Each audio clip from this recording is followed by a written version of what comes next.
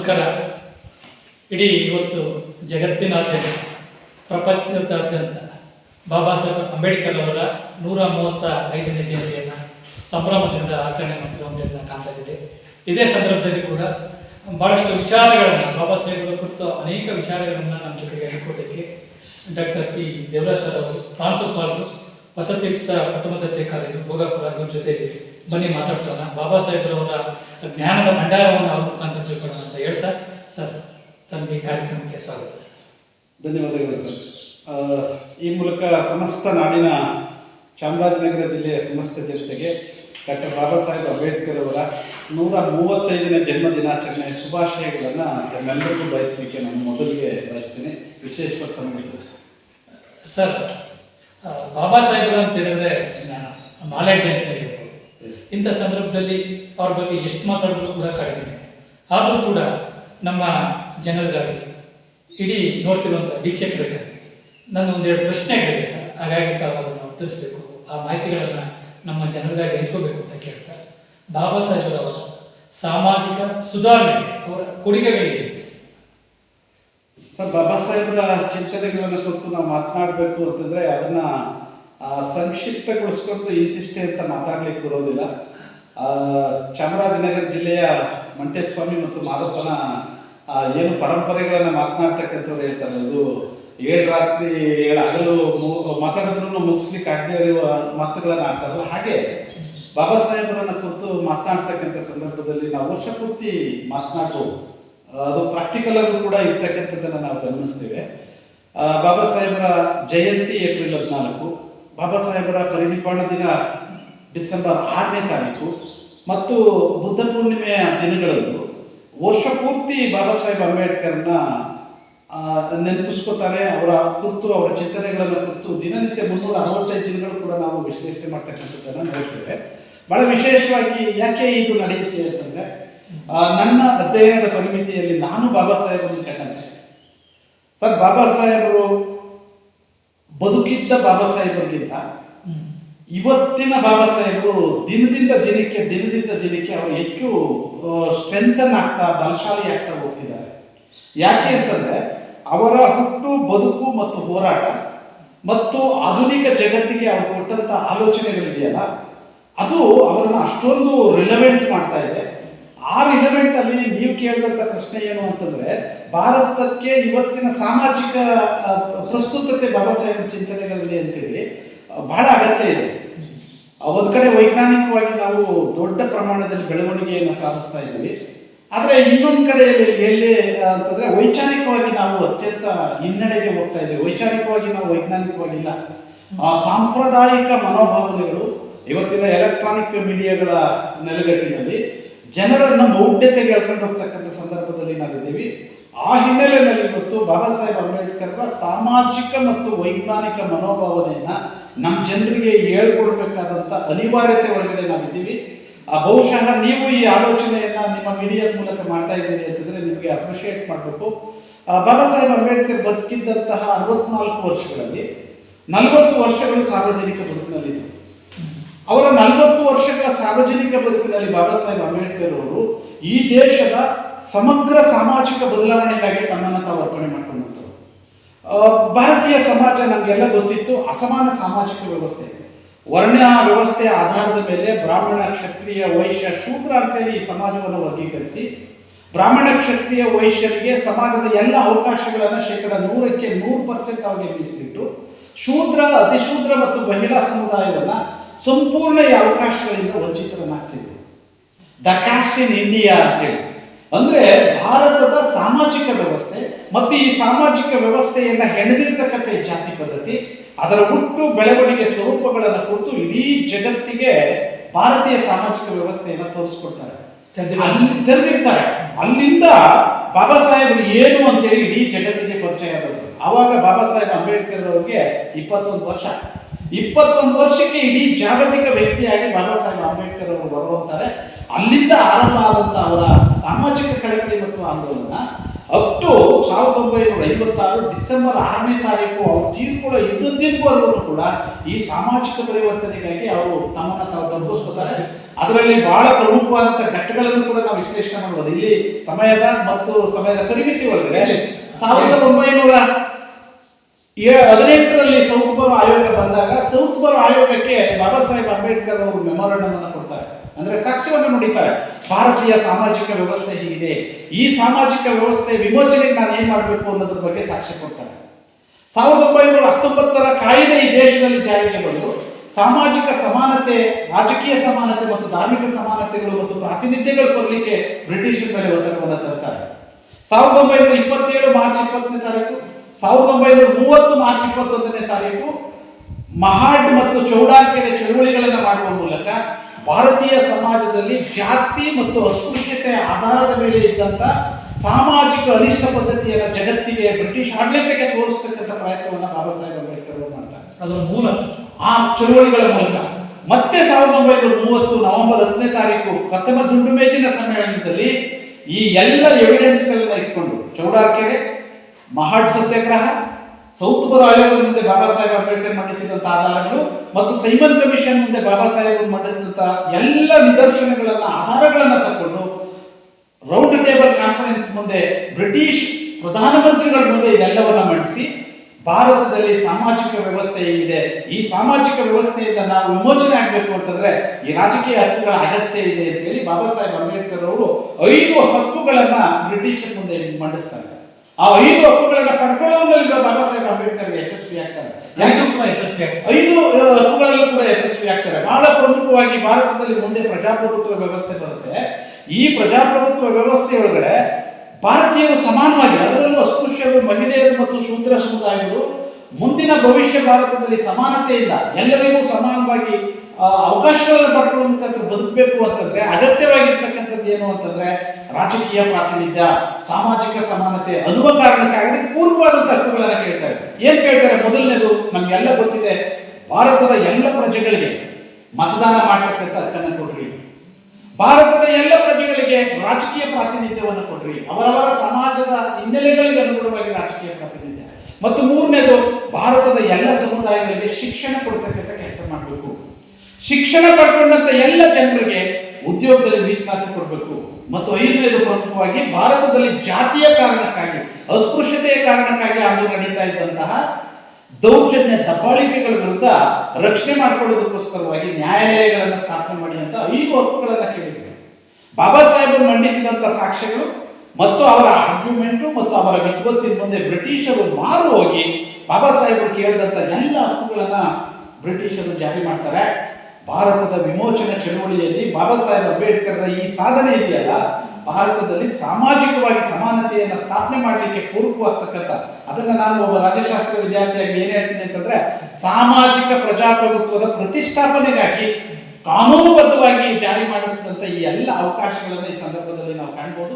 ಅದನ್ನು ಬ್ರಿಟಿಷರು ಜಾರಿ ಮಾಡ್ತಾರೆ. 1932 ಆಗಸ್ಟ್ 17ನೇ ತಾರೀಕು ಬ್ರಿಟಿಷರು ಕೇಳಿದಂಥ ಈ ಎಲ್ಲ ಹಕ್ಕುಗಳನ್ನು ಜಾರಿ ಮಾಡಿ ಕಮ್ಯುನಲ್ ಅವಾರ್ಡ್ ಅನ್ನ ಘೋಷಣೆ ಮಾಡ್ತಕ್ಕಂಥದ್ದು. ಆದರೆ ಅನ್ಫಾರ್ಚುನೇಟ್, ಭಾರತದಲ್ಲಿದ್ದಂಥ ಸಾಂಪ್ರದಾಯವಾದಿ ಮನಸ್ಸುಗಳು ಬಾಬಾ ಸಾಹೇಬರು ಗಳಿಸ್ಕೊಟ್ಟಂತ ಈ ಎಲ್ಲ ಹಕ್ಕುಗಳನ್ನ ಹತ್ತಿಕ್ಕತಕ್ಕಂಥ ಮತ್ತು ಇವತ್ತು ನಮ್ಮ ಸಮಕಾಲೀನ ಸಮಾಜದಲ್ಲಿ ಬೇರೆ ಸಂದರ್ಭಗಳು ಬಂದ್ರೆ ನಾವು ಮಾತಾಡೋಣ, ಮೀಸಲಾತಿ ಇದೆಯಲ್ಲ, ಈ ಮೀಸಲಾತಿಯನ್ನು ತಂದುಕೊಡ್ಬೇಕು ಅಂತೇಳಿ ಬಾಬಾ ಸಾಹೇಬ್ ಏನೇನೆಲ್ಲ ಹೋರಾಟಗಳನ್ನ ಮಾಡಿದ್ರು, ಇಷ್ಟೆಲ್ಲ ವಿದ್ವತ್ತಿದೆ, ಇಷ್ಟೆಲ್ಲ ನಮಗೆ ನಾಲೆಡ್ಜ್ ಇದೆ. ಆದ್ರೂ ಕೂಡ ಮೀಸಲಾತಿಯ ವಿಕಾಸ, ಬೆಳವಣಿಗೆ ಮತ್ತು ಅದರ ಪ್ರಸ್ತುತತೆಯನ್ನು ಅರ್ಥ ಮಾಡ್ಕೊಳ್ಳೋದನ್ನ ನಾವು ವಿಫಲವಾಗಿದ್ದೀವಿ. ಅಂದ್ರೆ ಬಾಬಾ ಸಾಹೇಬ್ ಅಂಬೇಡ್ಕರ್ ಅವರು ಅಷ್ಟೆಲ್ಲ ವೈರುಧ್ಯಗಳ ನಡುವೆ ಇಡೀ ದೇಶದ ಎಲ್ಲ ನಾಯಕರು, ದೊಡ್ಡ ದೊಡ್ಡ ಮಹಾನ್ ನಾಯಕರುಗಳು, ಜವಾಹರ್ಲಾಲ್ ನೆಹರು, ಮಹಾತ್ಮ ಗಾಂಧೀಜಿ, ಸರ್ದಾರ್ ವಲ್ಲಭಾಯ್ ಪಟೇಲ್, ಮದನ್ ಮೋಹನ್ ಮಾಳವೀಯ, ಅನಿಬೆಸೆಂಟ್ರಾದೆಯಾಗಿ ಎಲ್ಲರೂ ಬಾಬಾ ಸಾಹೇಬ್ ಅಂಬೇಡ್ಕರ್ ವಿರುದ್ಧ ನಿಂತಿದ್ರು ಕೂಡ ಬಾಬಾ ಸಾಹೇಬ್ ಅಂಬೇಡ್ಕರ್ ವಿದ್ವತ್ತಿನ ಮುಂದೆ ಅವ್ರು ಯಾರು ಏನು ಮಾಡ್ಲಿಕ್ಕಾಗಲಿಲ್ಲ. ನಮ್ಮ ಸಮುದಾಯಗಳಿಗೆ ಏನೆಲ್ಲ ಹಕ್ಕುಗಳನ್ನು ತಂದುಕೊಡಕ್ಕೆ ಸಾಧ್ಯ ಇದೆ ಎಲ್ಲವನ್ನ ಆಗಸ್ಟ್ 17, 1932 ಕಮ್ಯುನಲ್ ಅವಾರ್ಡ್ನಲ್ಲಿ ತಂದುಕೊಟ್ಟರು. ಆದರೆ ಈ ಮನುವಾದಿ ಮತ್ತು ಮಾನಸಿಕ ಅಸ್ವಸ್ಥತೆಯನ್ನು ಹೊಂದಿದ್ದಂಥ ಜನ ಬಾಬಾ ಸಾಹೇಬರು ಗಳಿಸಿಕೊಂಡಂಥ ಈ ಹಕ್ಕುಗಳನ್ನು ಹತ್ತಿಕ್ಕಿ ಅದನ್ನು ಕಸಿದುಕೊಳ್ತಕ್ಕಂಥ ಪ್ರಯತ್ನವನ್ನು ಪ್ರಪ್ರಥಮ ಬಾರಿಗೆ ಮಾಡಿದ್ರು. ಅದು 1932 ಪೂನಾ ಒಪ್ಪಂದ ಸೆಪ್ಟೆಂಬರ್ 24ರಂದು ಕಸಿದುಕೊಂಡ್ರು. ಅದನ್ನು ಬಾಬಾ ಸಾಹೇಬ್ ಅಂಬೇಡ್ಕರ್ ಅವರು ನೋವಿನಿಂದ ಹೇಳ್ತಾರೆ. ನಮಗೆಲ್ಲ ಅದು ಅರ್ಥ ಆಗ್ಬೇಕು. ನಾನು ಬ್ರಿಟಿಷರಿಂದ ತುಂಬಾ ಹೋರಾಟ ಮಾಡಿ ಒಂದು ರಸಭರಿತವಾದಂತಹ ಹಣ್ಣನ್ನು ತಂದೆ. ಈ ರಸಭರಿತವಾದಂತಹ ಹಣ್ಣಿನಲ್ಲಿ ಎಂತ ಶಕ್ತಿ ಇತ್ತು ಅಂತಂದ್ರೆ, ನಮ್ಮ ದೇಶದ ನಮ್ಮೆಲ್ಲ ಪ್ರಜೆಗಳನ್ನು ಕೂಡ ಉದ್ಧಾರ ಮಾಡ್ತಕ್ಕಂಥ, ವಿಮೋಚನೆ ಮಾಡ್ತಕ್ಕಂಥ ಶಕ್ತಿ ಆ ಹಣ್ಣಿಗಿತ್ತು. ಈ ದೇಶದ ಗಾಂಧಿ ಮತ್ತು ಕಾಂಗ್ರೆಸ್ ನಾಯಕರು ಈ ರಸಭರಿತವಾದಂತಹ ಹಣ್ಣನ್ನು ನಾನು ಎಲ್ರಿಗೂ ಸಮಾನವಾಗಿ ಹಂಚ್ತೀನಿ ಅಂತೇಳಿ ನನ್ನ ಕೈಯಿಂದ ಕಸಿದುಕೊಂಡು ಆ ಹಣ್ಣನ್ನ ತಮ್ಮ ಜನರಿಗೆ ಮತ್ತು ತಾವುಗಳ ಹಣ್ಣಿನ ರಸವನ್ನ ಹಿಂಡಿಕೊಂಡು ಕುಡಿದ್ರು. ಉಳಿದ ಸಿಪ್ಪೆಯನ್ನು ಕೂಡ ಅಗದು ಜಗದು ಅದರಲ್ಲಿರುವ ಅಲ್ಪ ಸ್ವಲ್ಪ ರಸವನ್ನು ಬಿಡದೇನೆ ಜಗದು ಆ ಸಿಪ್ಪೆಯನ್ನ ಅಗದು ನನ್ನ ಮುಗಿದ ಮೇಲೆ ಉಗ್ದಿದ್ದಾರೆ. ಹಂಗೆ ಉಗಿಸ್ಕೊಂಡಂತ ಸ್ಥಿತಿನಲ್ಲಿ ಯಾರು ಇರ್ತಾರ ಅಂತ ಸಂದರ್ಭ ನನಗೆ ಇವತ್ತು ಬಂದೊದಗಿದೆ ಅಂತೇಳಿ ಬಾಬಾ ಸಾಹೇಬ್ ಅಂಬೇಡ್ಕರ್ ಅವರು ಒಂದು 32 ಸೆಪ್ಟೆಂಬರ್ 24ರಂದು ಯರವಾಡ ಜೈಲಿನ ಹೊರಗಡೆ ಪ್ರೆಸ್ ಮೀಟ್ ನಲ್ಲಿ ಪತ್ರಕರ್ತರಿಗೆ ಆ ಮಾತನ್ನು ಬಾಬಾ ಸಾಹೇಬ್ ಹೇಳ್ತಾರೆ. ಅಂದ್ರೆ ಎಂತ ನೋವಿತ್ತು ಬಾಬಾ ಸಾಹೇಬ್ ಅಂಬೇಡ್ಕರ್. ಮತ್ತು ಇನ್ನೊಂದು ಗಮನಿಸಬೇಕಾದದ್ದು ಏನು ಅಂದ್ರೆ, ಈ ದೇಶದ ಶೋಷಿತ ಸಮುದಾಯಗಳ ಬಗ್ಗೆ ಅವ್ರಿಗಿದ್ದಂತ ಕಾಳಜಿ, ಎಂತ ಮಹತ್ವಾಕಾಂಕ್ಷೆಯನ್ನು ಬಾಬಾ ಸಾಹೇಬ್ ಅಂಬೇಡ್ಕರ್ ಇಟ್ಕೊಂಡಿದ್ರು ಅಂತ. ಹಾಗಾಗಿ ಎಲ್ಲ ವೈರುಧ್ಯಗಳ ನಡುವೆ ಬಾಬಾ ಸಾಹೇಬ್ ಬದುಕಿದ್ದ ಕಾರಣಕ್ಕೆ 1935ರಲ್ಲಿ ಇದು ಕಾನೂನಾಗುತ್ತೆ, ಮೀಸಲಾತಿ ಜಾರಿಯಾಗುತ್ತೆ, ಸಾಮಾಜಿಕ ಸಮಾನತೆ ಬರುತ್ತೆ. ಈ ನಡುವೆ ಮೀಸಲಾತಿ ಜೊತೆಯಲ್ಲಿ ಅಸ್ಪೃಶ್ಯತೆ ನಿಷೇಧ ಕಾನೂನು ಬರುತ್ತೆ, ಸಾಮಾಜಿಕ ಸಮಾನತೆ ಕಾನೂನುಗಳು ಬರುತ್ತೆ, ಕಾರ್ಮಿಕ ಹಕ್ಕುಗಳನ್ನ ಜಾರಿ ಮಾಡಲಾಗುತ್ತೆ, ಕಾರ್ಮಿಕರ ಏನು ಅವರ ಅಭ್ಯುದಯ ಪೂರ್ವಕವಾದಂತಹ ಕಾನೂನುಗಳಿದ್ದಾರೆ. ಎಲ್ಲ ಕಾನೂನುಗಳನ್ನ ಬಾಬಾ ಸಾಹೇಬ್ ಅಂಬೇಡ್ಕರ್ ಬಾಂಬೆ ಪ್ರೆಸಿಡೆನ್ಸಿನಲ್ಲಿ MLC ಆಗಿ, ಮಂತ್ರಿಯಾಗಿ ಈ ಎಲ್ಲ ಕಾನೂನುಗಳನ್ನು ಅನುಷ್ಠಾನ ಮಾಡುವ ಮೂಲಕ ಭಾರತದ ಸಾಮಾಜಿಕ ಸಮಾನತೆಗಾಗಿ ತಮ್ಮನ್ನೇ ತಾವು ಅರ್ಪಣೆ ಮಾಡಿಕೊಂಡು ಅದನ್ನ ಸಾಕಾರಗೊಳಿಸ್ತಾರೆ. 1942ರಲ್ಲಿ 1936ಕ್ಕೆ ಇದನ್ನೆಲ್ಲ ಸಾಕಾರಗೊಳಿಸಬೇಕಾದ್ರೆ ಈ ರಾಜಕೀಯ, ಯಾಕೆಂದ್ರೆ ಪ್ರಜಾಪ್ರಭುತ್ವದಲ್ಲಿ ರಾಜಕಾರಣ ಮಾಡ್ತಕ್ಕಂಥದ್ದು, ಅಧಿಕಾರ ಇರ್ತಕ್ಕಂಥದ್ದು ಯಾರಿಂದನೂ ಅಧಿಕಾರ ದತ್ತ ಆಗೋದಿಲ್ಲ, ಬೇರೆಯವರಿಂದ ವರ್ಗಾವಣೆ ಆಗೋದಿಲ್ಲ. ಅಧಿಕಾರ ಎಲ್ಲಿಂದ ಬರೋದು ಅಂತಂದ್ರೆ ರಾಜಕಾರಣನೇ ಮಾಡಬೇಕು ಅಂತೇಳಿ ಬಾಬಾ ಸಾಹೇಬ್ ಅಂಬೇಡ್ಕರ್ ಅವರು 1936ರಲ್ಲಿ ಸ್ವತಂತ್ರ ಕಾರ್ಮಿಕ ಪಕ್ಷವನ್ನು ಕಟ್ಟಿ ಬಾಂಬೆ ಪ್ರಾವಿಷನ್ಸ್ ಅಲ್ಲಿ ಸುಮಾರು 17 ಕಡೆ ಅಭ್ಯರ್ಥಿಗಳನ್ನು ಹಾಕಿ 15 MLCಗಳನ್ನು ಗೆಲ್ಲಿಸಿಕೊಂಡು ಬಾಂಬೆ ವಿಧಾನ ಪರಿಷತ್ನಲ್ಲಿ ಹೋಗಿ ಬಾಂಬೆ ವಿಧಾನ ಪರಿಷತ್ನಲ್ಲಿ ಈ ಎಲ್ಲ ಸಾಮಾಜಿಕ ವಿಮೋಚನಾ ಕಾನೂನುಗಳನ್ನು ಜಾರಿ ಮಾಡಿಸ್ತಾರೆ. 1942ರಲ್ಲಿ all India schedule caste federation ಅಂತ ಮಾಡಿ ಆ all India schedule caste federation ಅಡಿನಲ್ಲಿ ಸ್ವತಂತ್ರ ರಾಜಕೀಯ ಅಧಿಕಾರದ ಮಹತ್ವವನ್ನು ಇಡೀ ದೇಶದ ಉದ್ದಗಲಕ್ಕೂ ನಮ್ಮ ಜನರಿಗೆ ತೋರಿಸಿಕೊಡ್ತಕ್ಕಂಥ ಪ್ರಯತ್ನ ಮಾಡ್ತಾರೆ. 1946 ಡಿಸೆಂಬರ್ನಲ್ಲಿ ನಡೆದಂಥ ಸಾರ್ವತ್ರಿಕ ಚುನಾವಣೆಯಲ್ಲಿ ಸಂವಿಧಾನ ರಚನಾ ಸಮಿತಿಗೆ ಹೋಗ್ಬೇಕು, ನಾನೇನು ಬ್ರಿಟಿಷರಿಂದ ಗಳಿಸ್ಕೊಂಡು ಬಂದಿರತಕ್ಕಂಥ ಈ ಸಾಮಾಜಿಕ, ಆರ್ಥಿಕ, ರಾಜಕೀಯ ಹಕ್ಕುಗಳಿದೆಯೋ ಈ ಎಲ್ಲ ಹಕ್ಕುಗಳನ್ನು ಸಂವಿಧಾನದಲ್ಲಿ ಅಳವಡಿಸಬೇಕಾದ್ರೆ ನನ್ನ ಅಗತ್ಯ ಇದೆ ಅಂತ ಹೇಳಿ ಬಾಬಾ ಸಾಹೇಬ್ ಅಂಬೇಡ್ಕರ್ ಅವರು 1946 ಚುನಾವಣೆಯಲ್ಲಿ ಭಾಗವಹಿಸ್ತಾರೆ. ಅದೇ ಅನ್ಫಾರ್ಚುನೇಟ್ 1946 ಚುನಾವಣೆಯಲ್ಲಿ ಬಾಬಾ ಸಾಹೇಬ್ ಅಂಬೇಡ್ಕರ್ ಅವರನ್ನ ಸೋಲಿಸಲಾಗುತ್ತೆ. ಕುತಂತ್ರದಿಂದ ಬಾಬಾ ಸಾಹೇಬ್ ಸೋಲಿಸ್ತಾರೆ. ಆದರೆ 1947 ಆಗಸ್ಟ್ 29ನೇ ತಾರೀಕು ಬ್ರಿಟಿಷರ ನೆರವು ಮತ್ತು ಅವರ ವಿದ್ವತ್ತನ್ನು ಬಳಸಿಕೊಂಡು ಸಂವಿಧಾನ ರಚನಾ ಸಮಿತಿಗೆ ಬರ್ತಾರೆ. ಸಂವಿಧಾನ ರಚನಾ ಸಮಿತಿಗೆ ಬಂದು ಭಾರತ ಸಂವಿಧಾನವನ್ನ ಬರೀತಕ್ಕಂಥ ಡ್ರಾಫ್ಟಿಂಗ್ ಕಮಿಟಿ ಚೇರ್ಮನ್ ಆಗ್ತಾರೆ. ಆಗಸ್ಟ್ 29, 1947. 47ರಿಂದ 1950 ಜನವರಿ 26ನೇ ತಾರೀಕಿನವರೆಗೂ ಸಂವಿಧಾನ ರಚನಾ ಸಮಿತಿನಲ್ಲಿ ತಮ್ಮೆಲ್ಲ ವಿದ್ವತ್ತನ್ನು ಬಳಸಿ ಏನು 35 ವರ್ಷಗಳ ಕಾಲ ಬ್ರಿಟಿಷರ ವಿರುದ್ಧ, ಈ ದೇಶದ ಮನುವಾದಿ ವ್ಯವಸ್ಥೆಯ ವಿರುದ್ಧ, ಈ ದೇಶದ ಸಾಮಾಜಿಕ ವ್ಯವಸ್ಥೆಯ ವಿರುದ್ಧ ಹೋರಾಡಿ ನಮ್ಮ ಜನರಿಗೆ ಏನೆಲ್ಲ ಹಕ್ಕುಗಳನ್ನು ಬಾಬಾ ಸಾಹೇಬ್ ಅಂಬೇಡ್ಕರ್ ಬಯಸಿದ್ರೋ ಆ ಎಲ್ಲ ಹಕ್ಕುಗಳನ್ನು ಸಂವಿಧಾನದೊಳಗಡೆ ಸೇರಿಸುವ ಮೂಲಕ ಭಾರತದ ಭವ್ಯ ಭಾರತದಲ್ಲಿ ನಮ್ಮ ಜನ ಸ್ವಾಭಿಮಾನಿಗಳಾಗಿ ಸಮಾನತೆಯಿಂದ ಬದುಕಲಿಕ್ಕೆ ಪೂರಕವಾಗ್ತಕ್ಕಂಥ ಅವಕಾಶಗಳನ್ನು ಸಂವಿಧಾನದೊಳಗಡೆ ಸೇರಿಸ್ತಕ್ಕಂಥ ಪ್ರಯತ್ನವನ್ನು ಬಾಬಾ ಸಾಹೇಬ್ ಮಾಡ್ತಾರೆ. ಅದಕ್ಕೋಸ್ಕರನೇ ಅವ್ರನ್ನ ಬಾಬಾ ಸಾಹೇಬ್ರನ್ನ ಭಾರತದ ಸಂವಿಧಾನದ ಶಿಲ್ಪಿ, ಪಿತಾಮಹ. ಖಂಡಿತವಾಗಿ ಬಹಳ ಯಾವ ಪ್ರಶ್ನೆನೂ ಇದ್ದೇನೆ ಪ್ರಶ್ನಾತೀತವಾಗಿ ಬಾಬಾ ಸಾಹೇಬ್ ಅಂಬೇಡ್ಕರ್. ಯಾಕಂದ್ರೆ ನಾನು ಕೂಡ ತುಂಬಾ ಆರ್ಟಿಕಲ್ ಮಾಡಿದ್ದೀನಿ. ಬಾಬಾ ಸಾಹೇಬರ 1946 ಡಿಸೆಂಬರ್ನ ಚುನಾವಣೆ ಸೋಲಿಸ್ತಾರೆ. 1946ರಲ್ಲಿ ಜೈಸೂರ್ ಮತ್ತು ಕುಲ್ಲದಲ್ಲಿ ಚುನಾವಣೆ ಸೋಲಿಸ್ತಾರೆ. ಮತ್ತೆ 1947 ಆಗಸ್ಟ್ 28ನೇ ತಾರೀಕು ಪೂನಾದಲ್ಲಿ ಗೆಲ್ಲಿಸಿ ಬಾಬಾ ಸಾಹೇಬನ ಕಾಶ್ಮೀರ ಅಸೆಂಬ್ಲಿ ತಗೋತಾರೆ. 1947 ಆಗಸ್ಟ್ 29ರಿಂದ 1949 ನವೆಂಬರ್ 26ನೇ ತಾರೀಕಿನವರೆಗೆ ನವೆಂಬರ್ 26, 1949ರಿಂದ 50 ಜನವರಿ 26ರವರೆಗೆ ಕಾನ್ಸ್ಟಿಟ್ಯೂಂಟ್ ಅಸೆಂಬ್ಲಿನಲ್ಲಿ ಬಾಬಾ ಸಾಹೇಬರ ಮುಂದೆ ಬರ್ತಕ್ಕಂಥ ಸುಮಾರು 2750 ಪ್ರಶ್ನೆಗಳು, ಅಬ್ಜೆಕ್ಷನ್ಸ್, ಸುಮಾರು 2445 ಪ್ರಶ್ನೆಗಳಿಗೆ ಕಾನ್ಸ್ಟಿಟ್ಯೂಂಟ್ ಅಸೆಂಬ್ಲಿನಲ್ಲಿ ಬಾಬಾ ಸಾಹೇಬ್ ಒಬ್ಬರೇ ಕ್ಲಾರಿಫಿಕೇಶನ್ಸ್ ಕೊಡ್ತಾರೆ, ಅದನ್ನು ಸಮರ್ಥಿಸ್ಕೊತಾರೆ. ಏನೇನೆಲ್ಲ ಸಮರ್ಥಿಸ್ಕೊತಾರೆ? ಈ ದೇಶದ ಪ್ರಜಾಪ್ರಭುತ್ವ, ಸಂಸದೀಯ ಸರ್ಕಾರ ಪದ್ಧತಿ, ಫೆಡರಲ್ ಸ್ಟ್ರಕ್ಚರ್ ಮತ್ತು ಈ ದೇಶದ ಎಲ್ಲ ಸಮಾಜದ ಎಲ್ಲ ಜನರು ಸಮಾನತೆಯಿಂದ ಬದುಕಲಿಕ್ಕೆ ಪೂರ್ವವಾಗಿರ್ತಕ್ಕಂಥ ಸಂವಿಧಾನಾತ್ಮಕ ಅವಕಾಶಗಳು ಇವೆಲ್ಲವನ್ನು ಬಾಬಾ ಸಾಹೇಬರು ಸಮರ್ಥಿಸ್ಕೊತಾರೆ. ಇದೆಲ್ಲವನ್ನು ಗಮನಿಸಿದಾಗ ನಮ್ಗನ್ಸೋದು ಯಾರು ಕೂತ್ಕೊಂಡು ಎಲ್ಲೋ ಏನೋ ಮಾತಾಡ್ತಾರೆ ತಲೆ ಕೆಡಿಸ್ಕೊಳ್ಳೋ ಅಗತ್ಯ ಇಲ್ಲ. ದಾಖಲೆ ಇರುತ್ತೆ. ಎ.ಎಂ. ಮುನ್ಷಿ ಅವರು ಕಾನ್ಸ್ಟಿಟ್ಯೂಂಟ್ ಅಸೆಂಬ್ಲಿ ಸದಸ್ಯರು, ಅವರು ಕೂಡ ಕರಡು ಸಮಿತಿಯ ಸದಸ್ಯರು. ಪಾರ್ಲಿಮೆಂಟ್ ಒಳಗಡೆ ಮಾತಾಡ್ತಾ ಅವ್ರು ಏನ್ ಹೇಳ್ತಾರೆ ಅಂತಾರೆ ಬಾಬು ರಾಜೇಂದ್ರ ಪ್ರಸಾದ್ ಅವ್ರಿಗೆ, ಬಾಬು ರಾಜೇಂದ್ರ ಪ್ರಸಾದ್ ಸರ್, ನಾವು ಕಾನ್ಸ್ಟಿಟ್ಯೂಂಟ್ ಅಸೆಂಬ್ಲಿನಲ್ಲಿ ಡ್ರಾಫ್ಟಿಂಗ್ ಕಮಿಟಿನಲ್ಲಿ ಮೆಂಬರ್ ಆಗಿದ್ವಿ. ನಾವು ಯಾರು ಕೂಡ ಅಂಬೇಡ್ಕರ್ ಅವರಿಗೆ ನಿರ್ವಾಹಲಿಕ್ಕೆ ಆಗಲಿಲ್ಲ ಬೇರೆ ಬೇರೆ ಕಾರಣಗಳಿಗಾಗಿ. ಆದ್ರೆ ಈ ಸಂವಿಧಾನವನ್ನು ರೂಪಿಸಿದಂತ ನಿಜವಾದಂತ ನೇತಾರ ಯಾರು ಅಂತಂದ್ರೆ ಅದು ಬಾಬೂಜಿ, ಡಾಕ್ಟರ್ ಬಾಬಾ ಸಾಹೇಬ್ ಅಂಬೇಡ್ಕರ್ ಅವರು ಅನ್ನೋ ಮಾತನ್ನ ಕೆ.ಎಂ. ಮುನ್ಷಿ ಹೇಳ್ತಾರೆ.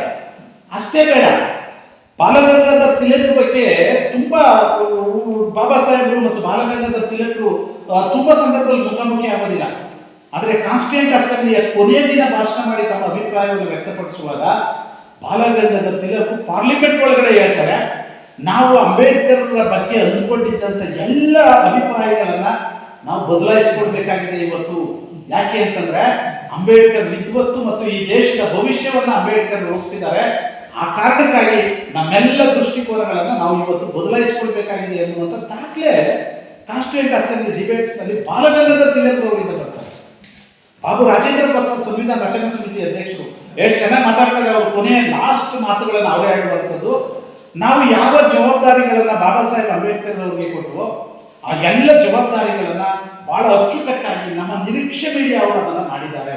ಹಾಗಾಗಿ ಈ ದೇಶದ ಸಂವಿಧಾನದ ನಿಜವಾದ ಪಿತಾಮಹ ಯಾರು ಅಂತಂದ್ರೆ ಅದು ಡಾಕ್ಟರ್ ಬಿ.ಆರ್. ಅಂಬೇಡ್ಕರ್ ಅಂತ ಹೇಳಿ ಸಂವಿಧಾನ ರಚನಾ ಸಮಿತಿಯ ಅಧ್ಯಕ್ಷರಾದಂಥ ಬಾಬು ರಾಜೇಂದ್ರ ಪ್ರಸಾದ್ ಅವರೇ ಅದನ್ನು ಡಿಕ್ಲೇರ್ ಮಾಡಿರುವಾಗ ಈ ನಕಾರಾತ್ಮಕವಾದಂಥ ಅಭಿಪ್ರಾಯಗಳಿಗೆ ನಾವು ಮನ್ನಣೆ ಕೊಡಬೇಕಾದಂಥ ಅಗತ್ಯ ಇಲ್ಲ.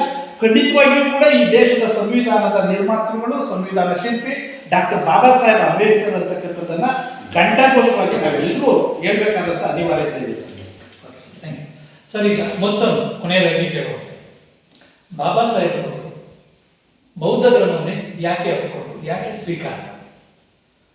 ಸರ್, ಬಾಬಾ ಸಾಹೇಬರು ಬೌದ್ಧ ಧರ್ಮವನ್ನು ಯಾಕೆ ಸ್ವೀಕಾರ ಮಾಡಿದ್ರು ಮತ್ತು ಬಾಬಾ ಸಾಹೇಬರು ಬೌದ್ಧ ಧರ್ಮವನ್ನೇ ಯಾಕೆ ಆಯ್ಕೆ ಮಾಡಿಕೊಂಡ್ರು ಅನ್ನೋದ್ರ ಬಗ್ಗೆ ತುಂಬಾ ರಿಲೆವೆಂಟ್ ಇದೆ. ಇವತ್ತು ನಮ್ಮ ಜನರಿಗೆ ಅದನ್ನು ಹೇಳ್ತಕ್ಕಂಥ, ಅರ್ಥ ಮಾಡಿಸ್ತಕ್ಕಂಥ ಅಗತ್ಯ ಇದೆ. ಅದೆಲ್ಲ ಹೇಳಿದ್ದೀವಿ ಅನಿಸ್ತಾ ಇದೆ.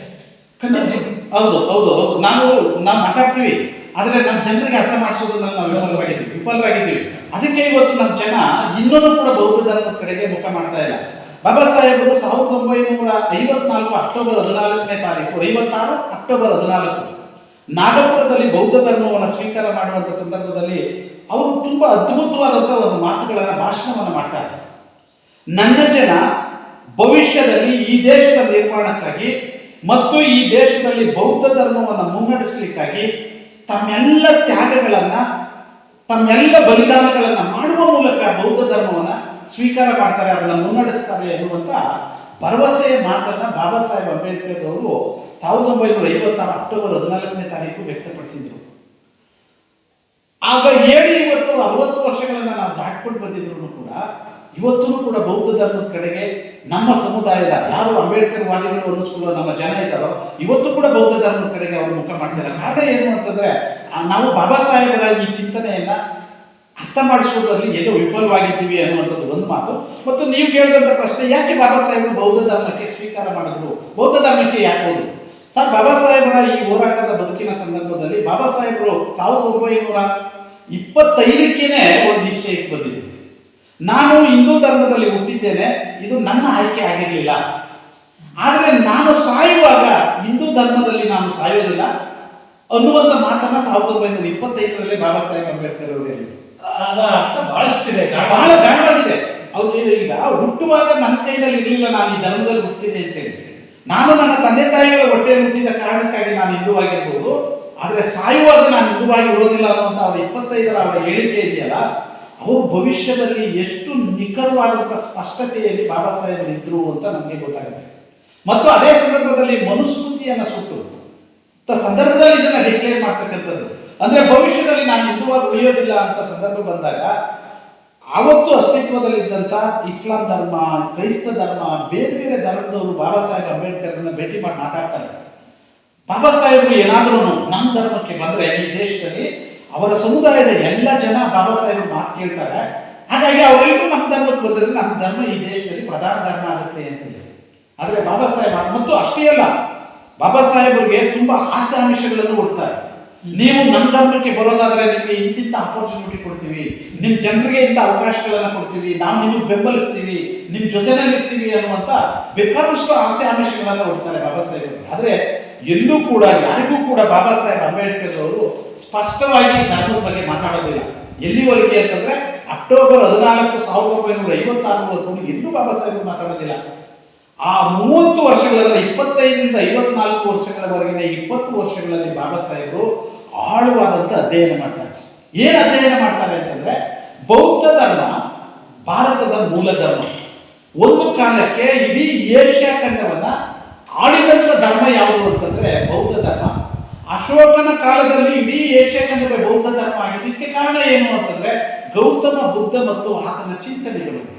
ಗೌತಮ ಬುದ್ಧರು ಭಾರತದ ಕ್ರಿಸ್ತಪೂರ್ವ 564ರಲ್ಲಿ ಅವರು ಹುಟ್ಟುವಂಥ ಸಂದರ್ಭದಲ್ಲಿ ಭಾರತೀಯ ಸಮಾಜದಲ್ಲಿದ್ದಂಥ ಅಸಮಾನತೆ, ದೌರ್ಜನ್ಯ, ದಬ್ಬಾಳಿಕತೆ, ಅನೈತಿಕತೆ ಇವುಗಳೆಲ್ಲವನ್ನ ಕಂಡಂಥ ಗೌತಮ ಬುದ್ಧರು ಸಮಾಜವನ್ನು ನಿರ್ಮಾಣ ಮಾಡಬೇಕು ಅಂತೇಳಿ ಅವರು ಒಟ್ಟು ಬೌದ್ಧ ಧರ್ಮವನ್ನ ನಮಗೆ ಕೊಟ್ಟರು. ಬೌದ್ಧ ಧರ್ಮ ಒಂದು ಜೀವನ ವಿಧಾನ, ಅದು ಬೇರೆ ಧರ್ಮಗಳಿದೆಯಲ್ಲ ಆ ಥರ ಧರ್ಮ ಅಲ್ಲ.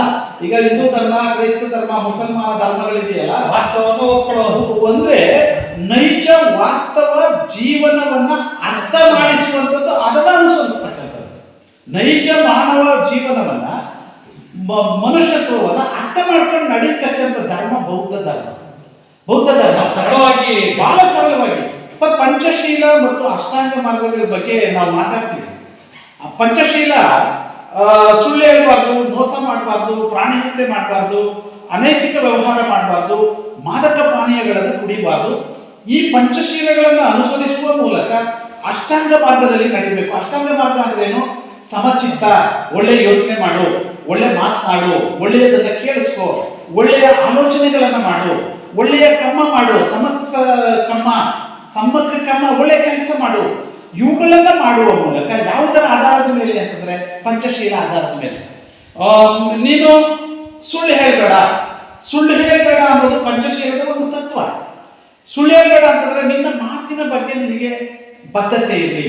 ನಾನು ಏನ್ ಮಾತಾಡ್ತೀನಿ ಮತ್ತು ಬೇರೆಯವರು ಏನ್ ಮಾತನಾಡ್ತಾರೆ, ನಾನು ನನ್ನ ಮಾತನ್ನ ಹೇಗೆ ಕೇಳಿಸ್ಕೋಬೇಕು, ಅವ್ರ ಮಾತನ್ನ ನಾನು ಹೇಗೆ ಗ್ರಹಿಸ್ಕೋಬೇಕು. ಪಾಸಿಟಿವಿಟಿ ಇದ್ರೆ ನನಗೆ ಸಂಘರ್ಷಗಳು ಬರಲ್ಲ, ನನಗೆ ನೆಗೆಟಿವಿಟಿ ಬರಲ್ಲ. ನಾನು ಸರಿಯಾದ ಆಯ್ಕೆಯನ್ನು ಮಾಡ್ಕೊಳ್ಳೋದಕ್ಕೆ ನನಗೆ ಅವಕಾಶ ಇದೆ. ಒಂದಕ್ಕೊಂದು ಪೂರಕ ಸಂಬಂಧ ಇದೆ. ಪಂಚಶೀಲ ಮತ್ತು ಅಷ್ಟಾಂಗ ಮಾರ್ಗ ಇದೆಯಲ್ಲ, ಒಂದಕ್ಕೊಂದು ಪೂರಕ ಮಾರ್ಗ ಮತ್ತು ಒಂದು ರೀತಿ ವೇ ಆಫ್ ಲೈಫ್ ಇದೆ. ಈಗ ಕರ್ಮ ಜೀವನದ ಮಾರ್ಗವನ್ನು ತೋರಿಸ್ತಕ್ಕಂಥದ್ದು. ಈಗ ನಮ್ಗೆ ಮುಕ್ತಿ, ಸ್ವರ್ಗ, ನರಕ ಅಂತಾರೆ ಬೇರೆ ಧರ್ಮಗಳು ಹೇಳುವಂತ. ಈ ಸ್ವರ್ಗ, ಮುಕ್ತಿ, ನರಕ ಎಲ್ಲಿಂದ ಬರೋದು ಅಂತಂದ್ರೆ ದೇವರಿಂದ ಬರೋದು. ದೇವರು ಇದನ್ನು ನಿಶ್ಚಯ ಮಾಡ್ತಾನೆ ಅಂತ. ಆದ್ರೆ ಗೌತಮ ಬುದ್ಧರು ಈ ಸ್ವರ್ಗ, ನರಕ, ಉತ್ತಮ, ಕೆಟ್ಟದ್ದು ಎಲ್ಲವೂ ನಿರ್ಧಾರ ಆಗೋದು ಎಲ್ಲಿಂದ ಅಂತಂದ್ರೆ ನಿನ್ನ ಆಂತರಿಕವಾಗಿ ನಿನ್ನ ದೇಹದಲ್ಲೇ ಉಂಟಾಗುತ್ತೆ. ನೀನು ಒಳ್ಳೆಯದನ್ನು ಆಲೋಚನೆ ಮಾಡಿದ್ರೆ ನೀನು ಪಾಸಿಟಿವ್ ಆಗಿ ಥಿಂಕ್ ಮಾಡ್ತೀವಿ. ನೀನು ಪಾಸಿಟಿವ್ ಆಗಿ ಥಿಂಕ್ ಮಾಡಿದ್ರೆ ನಿನ್ನ ಆಯ್ಕೆಗಳು ಎಲ್ಲವೂ ಚೆನ್ನಾಗಿರುತ್ತೆ. ನಿನ್ನ ಎಲ್ಲವೂ ಆಯ್ಕೆಗಳು ಚೆನ್ನಾಗಿದ್ರೆ ನಿನ್ಗೆ ಯಾವ ನೆಗೆಟಿವಿಟಿ, ನಿನ್ನ ನೆಗೆಟಿವ್ ಇವ್ರು ಹೇಳ್ತಾರಲ್ಲ ಪಾಪ ಪುಣ್ಯ ಯಾವುದು ಬರೋ ಚಾನ್ಸ್ ಇಲ್ಲ, ಯಾವುದು ಬರೋ ಚಾನ್ಸ್ ಇಲ್ಲ. ನಿನ್ನ ಯಾಕೆ ಬದುಕ್ತೀಯ? ಇದನ್ನ ಪ್ರಾಕ್ಟಿಕಲ್ ಆಗಿ ತೋರಿಸ್ಕೊಟ್ಟಿದ್ದು ಯಾವುದು ಧರ್ಮ ಅಂತಂದ್ರೆ ಬೌದ್ಧ ಧರ್ಮ. ಹಾಗಾಗಿ ಭಾರತೀಯ ಮಣ್ಣಿನಲ್ಲಿ ಹುಟ್ಟಿದಂಥ ಧರ್ಮ ಬೌದ್ಧ ಧರ್ಮ. ಮತ್ತು ಬೌದ್ಧ ಧರ್ಮವನ್ನು ಅನುಸರಿಸಿದವರು ಯಾರು ಅಂತಂದ್ರೆ ಬಾಬಾ ಸಾಹೇಬರ ರಿಸರ್ಚ್ ಪ್ರಕಾರ ಈ ದೇಶದ ಮೂಲ ನಿವಾಸಿಗಳು ನಾಗ ಜನಾಂಗ ಅನ್ನುವಂಥದ್ದಿತ್ತು. ಆ ನಾಗ ಜನಾಂಗ ಕಂಪ್ಲೀಟ್ ಬೌದ್ಧರಾಗಿದ್ರು. ಈ ಬೌದ್ಧರಾಗಿದ್ದಂಥ ನಾಗ ಜನ ಸುಮಾರು 100 ವರ್ಷಗಳ ಕಾಲ ಈ ದೇಶದಲ್ಲಿ ಬೌದ್ಧ ಧರ್ಮವನ್ನು ಅನುಸರಿಸಿ ಆಚರಣೆ ಮಾಡಿ ನಮಗೆ ದಾರಿಯನ್ನು ತೋರಿಸ್ಕೊಟ್ಟಿದ್ದಾರೆ ಅನ್ನುವಂಥದ್ದನ್ನ ಭಾರತದ ಇತಿಹಾಸದಿಂದ ಬಾಬಾ ಸಾಹೇಬ್ ಅಂಬೇಡ್ಕರ್ ಅವರು ಅರ್ಥ ಮಾಡಿಕೊಂಡ್ರು. ಮತ್ತು ಭವಿಷ್ಯದಲ್ಲಿ ಈ ದೇಶದ ಶೋಷಿತ ಸಮುದಾಯಗಳಿದಾರಲ್ಲ, ಈಗೇನು ನಾವು ಕರಿತಾ ಇದ್ದೀವಿ, ಸುಮಾರು 7350 ಜಾತಿಗಳಿವೆ. ಈ 7350 ಜಾತಿಗಳು 7350 ರೀತಿಯಲ್ಲಿ ಹರಿದು ಹಂಚೋಗಿದ್ದಾರೆ. ಇವರೆಲ್ಲರನ್ನೂ ಒಗ್ಗೂಡಿಸ್ಬೇಕಾದ್ರೆ ಇರ್ತಕ್ಕಂಥ ಒಂದೇ ಒಂದು ಮಾರ್ಗ ಯಾವುದು ಅಂತಂದ್ರೆ ಧರ್ಮ ಮಾರ್ಗ. ನೀವು ಈ ಪ್ರಾಕ್ಟಿಕಲ್ ಆಗಿರ್ತಕ್ಕಂಥ ಧರ್ಮ ಮಾರ್ಗವನ್ನು ಅನುಸರಿಸಿದ್ರೆ, ಈ ಧರ್ಮ ಮಾರ್ಗದಲ್ಲಿ ನೀವು ನಡೆಯೋದಾದ್ರೆ ಖಂಡಿತವಾಗಿ ನಿಮ್ಮ ನಡುವೆ ಈ ಜಾತಿ, ಅಸ್ಪೃಶ್ಯತೆ, ಅಸಮಾನತೆ, ಮೇಲು ಕೀಳು, ಶ್ರೀಮಂತ ಬಡವ ಅನ್ನೋದು ಬರೋದಿಲ್ಲ. ನೀವೆಲ್ಲರೂ ಸಮಾನತೆಯಿಂದ ಬದುಕಬಹುದು ಅನ್ನುವಂಥ ಸಂಶೋಧನೆಯ ಸಾರವನ್ನು ಬಾಬಾ ಸಾಹೇಬ್ ಅಂಬೇಡ್ಕರ್ ಅವರು ಈ 20-25 ವರ್ಷಗಳಲ್ಲಿ ಕಂಡುಕೊಂಡರು. ಒಂದು ಬೌದ್ಧ ಧರ್ಮ ಮತ್ತು ಗೌತಮ ಬುದ್ಧರು ಈ ನೆಲದ ಮಣ್ಣಿನ ಮಗ. ಈ ಧರ್ಮ ಹುಟ್ಟಿದ್ದು ಬೌದ್ಧ ಧರ್ಮ ಈ ನೆಲದಲ್ಲಿ, ಮತ್ತು ಈ ಧರ್ಮದ ಮೂಲಭೂತ ತತ್ವಗಳಿದೆಯಲ್ಲ, ಇದು ಜೀವನ ವಿಧಾನ, ಪ್ರಾಕ್ಟಿಕಲ್ ಆಗಿರ್ತಕ್ಕಂಥದ್ದು. ಮತ್ತು ಇದನ್ನು ಅನುಸರಿಸಿದ್ರೆ ನಮ್ಮ ನಡುವೆ ತಾರತಮ್ಯಗಳು ಬರಲ್ಲ, ಆಗ ನಾವೆಲ್ಲರೂ ಸಮಾನತೆಯಿಂದ ಬದುಕಬಹುದು ಅನ್ನುವಂಥ ತತ್ವಗಳನ್ನು ಬಾಬಾ ಸಾಹೇಬ್ ಅರ್ಥ ಮಾಡಿಕೊಂಡು, ಮತ್ತು ಕೊನೆಯದಾಗಿ ನಮಗೆ ಗೊತ್ತಿಲ್ಲದೆ ಇರೋದು ಇನ್ನೊಂದು ಅಂಶ ಏನು ಅಂತಂದ್ರೆ, ಸರ್ ಭಾರತದಲ್ಲಿ 7530 ಜಾತಿಗಳಿದೆ, 31 ರಾಜ್ಯಗಳಿದೆ, ನಮ್ಮಲ್ಲಿ 6 ಕೇಂದ್ರಾಡಳಿತ ಪ್ರದೇಶಗಳಿದೆ. ಬೇರೆ ಬೇರೆ ಯಾಕೆ ನಾವು ಬದುಕ್ತೀವಿ. ಆದರೆ ಬಾಬಾ ಸಾಹೇಬ್ ಅಂಬೇಡ್ಕರ್ ಅವರು ಅಕಾರ್ಡಿಂಗ್ ಟು ಕಾನ್ಸ್ಟಿಟ್ಯೂಷನ್ ನಮ್ಮನ್ನ ಬರೀ 3 ವರ್ಗಗಳಾಗಿ ವಿಂಗಡಿಸಿದ್ರು. ಒಂದು 3 ವರ್ಗಗಳ ಕಟ್ಟಿದ್ರು. ಅಂದ್ರೆ ಇಡೀ ಭಾರತವನ್ನ ಎಸ್ಸಿಸ್, ಎಸ್ಟಿಸ್, ಒಬಿಸಿಸ್ ಅಂಡ್ ರಿಲಿಜಿಯಸ್ ಮೈನಾರಿಟೀಸ್ 4 ಗುಂಪು ಮಾಡಿ, ಇಡೀ ದೇಶದ ಜನರನ್ನ 4 ಗುಂಪು ಮಾಡಿ ಈ ಮುಖೇನ ನೀವು ಬದುಕಬೇಕು ಅಂತ ತೋರಿಸ್ಕೊಟ್ಟಿದ್ರು. ಈ 4 ಗುಂಪು ಕೂಡ ಧರ್ಮ ಮಾರ್ಗದಲ್ಲಿ ನಡೆಯೋದಾದ್ರೆ ಇದು ಒಂದಾಗುತ್ತೆ. ಆಗ ಭಾರತದಲ್ಲಿ ಪ್ರಬುದ್ಧ ಭಾರತ ನಿರ್ಮಾಣ ಆಗುತ್ತೆ. ಬಾಬಾ ಸಾಹೇಬ್ ಕನಸು ಏನು ಅಂತಂದ್ರೆ ಧರ್ಮಾಧಾರಿತವಾದಂತ ಎಲ್ಲ ಜನರು ಒಂದೇ ಅಂತೆ ಬಾಳ್ತಕ್ಕಂಥ ದೇಶ ಆಗ್ಬೇಕು ಈ ದೇಶ. ಪ್ರಬುದ್ಧ ಭಾರತ ಅಂತ ಭಾಷೆಗಳು ಬಾಬಾ ಸಾಹೇಬ್. ಆ ಪ್ರಬುದ್ಧ ಭಾರತ ನಿರ್ಮಾಣ ಆಗೋದು ಯಾವುದರಿಂದ ಅಂತಂದ್ರೆ ಧರ್ಮ ಮಾರ್ಗದಿಂದ ಮಾತ್ರ. ಆ ಧರ್ಮ ಮಾರ್ಗವನ್ನು ಅನುಸರಿಸಿದ್ರೆ ಮಾತ್ರ ನಮಗೆ ವಿಮೋಚನೆ ಆಗುತ್ತೆ. ಮತ್ತು ಎರಡನೆಯದು ಬಹಳ ಇಂಪಾರ್ಟೆಂಟ್ ಆಗಿರೋದೇನು, ನಮ್ಮ ಜನರಿಗೆ ಅವ್ರು ಹೇಳ್ತಾರೆ, ನೀವು ಬೌದ್ಧ ಧರ್ಮವನ್ನು ಅನುಸರಿಸೋದಾದ್ರೆ ಒಂದು ನ್ಯಾಷನಲ್ ಅಲ್ಲ, ಇಂಟರ್ನ್ಯಾಷನಲ್ ಐಡೆಂಟಿಟಿ ಸಿಗುತ್ತೆ, ನಿಮಗೆ ಅಂತಾರಾಷ್ಟ್ರೀಯ ಮಾನ್ಯತೆ ಸಿಗುತ್ತೆ. ಯಾಕಂದ್ರೆ ಜಾಗತಿಕ ಮಟ್ಟದ ಧರ್ಮ ಕ್ರೈಸ್ತ ಧರ್ಮ, ಇಸ್ಲಾಂ ಧರ್ಮವನ್ನು ಹೊರತುಪಡಿಸಿದ್ರೆ 3ನೇ ದೊಡ್ಡ ಧರ್ಮ ಜಗತ್ತಿನಲ್ಲಿ ಯಾವುದು ಅಂತಂದ್ರೆ ಬೌದ್ಧ ಧರ್ಮ. ಈ ದೇಶದ ಶೋಷಿತ ಸಮುದಾಯಗಳು ಬೌದ್ಧ ಧರ್ಮವನ್ನು ಅನುಸರಿಸಿದ್ರೆ ಇಡೀ ಜಗತ್ತಿನಲ್ಲಿ ಇವರು ಅವ್ರ ಜೊತೆ ಸೇರ್ಕೋತಾರೆ, ಜಾಗತಿಕ ಮಟ್ಟದ ಮಾನ್ಯತೆ ಸಿಗುತ್ತೆ. ಆಗ ನನ್ನ ಜನರ ಮೇಲೆ ಈ ದೌರ್ಜನ್ಯ, ದಬ್ಬಾಳಿಕೆ ಜಾತಿಯ ಕಾರಣಕ್ಕೆ ಆಗೋದಿಲ್ಲ. ದೂರದೃಷ್ಟಿ ಇತ್ತು ಬಾಬಾ ಸಾಹೇಬ್ರಿಗೆ. ಈಗೇನು ಅಸ್ಪೃಶ್ಯತೆ, ಜಾತಿಯ ಕಾರಣಕ್ಕಾಗಿ ನಮ್ಮ ಮೇಲೆ ದೌರ್ಜನ್ಯಗಳಾಗುತ್ತೋ ಆಗ ನಿಮ್ಮ ಮೇಲೆ ದೌರ್ಜನ್ಯಗಳಾಗಲ್ಲ. ಯಾವಾಗ ನೀವು ಧರ್ಮ ಮಾರ್ಗದಲ್ಲಿ ನಡೆದಾಗ ನಿಮಗೆ ಒಂದು ಇಂಟರ್ನ್ಯಾಷನಲ್ ಐಡೆಂಟಿಟಿ ಸಿಗುತ್ತೆ. ಅವಾಗ ಯಾರು ಕೂಡ ನಿಮ್ಮ ಮೇಲೆ ಅಷ್ಟು ಸುಲಭವಾಗಿ ದೌರ್ಜನ್ಯ ಮಾಡೋಕ್ಕಾಗಲ್ಲ. ಹಾಗಾಗಿ ಮುಂದಿನ ನಿಮ್ಮ ರಕ್ಷಣೆಗಾಗಿಯೂ ಕೂಡ ಈ ಧರ್ಮ ಬೇಕಾಗುತ್ತೆ ಅನ್ನುವಂಥ ಕಾರಣಕ್ಕಾಗಿ ಈ ಎಲ್ಲ ಸತ್ಯಗಳನ್ನು ಅರ್ಥ ಮಾಡಿಕೊಂಡು ಬಾಬಾ ಸಾಹೇಬ್ ಅಂಬೇಡ್ಕರ್ ಅವರು ನಮ್ಮ ಜನರನ್ನ ಧರ್ಮ ಮಾರ್ಗದಲ್ಲಿ ಕರ್ಕೊಂಡು ಹೋಗ್ತಕ್ಕಂಥ ಪ್ರಯತ್ನದಲ್ಲಿ ಬೌದ್ಧ ಧರ್ಮದ ಆಚರಣೆ ಬಗ್ಗೆ, ಅನುಸರಣೆ ಬಗ್ಗೆ ನಮ್ಮ ಜನರಿಗೆ ಹೇಳಿದ್ರು. ಅನ್ಫಾರ್ಚುನೇಟ್ ಇವತ್ತು ನಾವೇನು ಬಂದು ತಲುಪಿದ್ದೀವಿ ಅಂತಂದ್ರೆ ಕೇವಲ ಬಾಬಾ ಸಾಹೇಬರನ್ನ ಘೋಷಣೆಗಳಲ್ಲಿ ಬಾಬಾ ಸಾಹೇಬರನ್ನ ನಮ್ಮ ರಕ್ಷಣೆಗಾಗಿ ಬಳಸ್ಕೊಳ್ಳೋದ್ರ ಮುಖಾಂತರ ಪ್ರಾಕ್ಟಿಕಲ್ ಆಗಿ ಇವತ್ತು ನಾವು ಬಾಬಾ ಸಾಹೇಬರ ಚಿಂತನೆಗಳನ್ನ ನಾವು ಆಲೋಚನೆ ಮಾಡ್ತಾ ಇಲ್ಲ. ಹಾಗಾಗಿ ಧರ್ಮ ಮಾರ್ಗದಲ್ಲಿ ನಾವು ಇವತ್ತು ಹೋಗ್ಲಿಕ್ಕೆ ಸಾಧ್ಯವಾಗ್ತಿಲ್ಲ. ಆದ್ರೂ ಅದನ್ನು ನಾನು ಕೂಡ ನಿರಾಶವಾದಿಯಾಗಿ ನಾನು ಮಾತಾಡಲ್ಲ.